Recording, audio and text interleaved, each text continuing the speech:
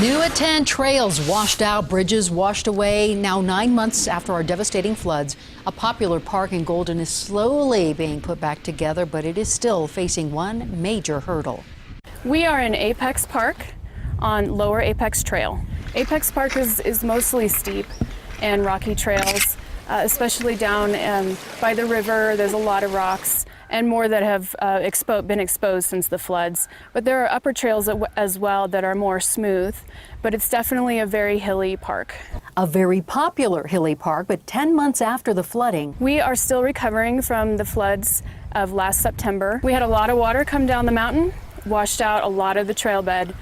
We had some 10-foot drop-offs and some pretty significant damage that took the trails down to bedrock in some places. At one point in time, the tread level was here, and it was pretty flat across.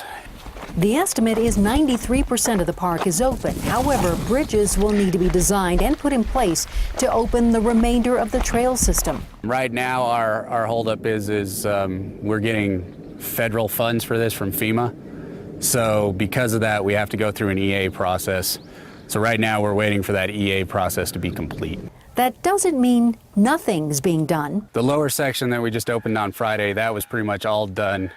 Not even pretty much, it was all done by a volunteer group from the neighborhood down here at the bottom of Apex. We have volunteers that can come out and do any sort of work, from putting up barriers, buck and rail fences, to on the trail with pickaxes, moving rocks, bringing in fill dirt and crusher fine in some situations. 7 News photojournalist Mike LeClaire showing us that rebuilding process, and the goal is to have all the repairs complete by September 30th.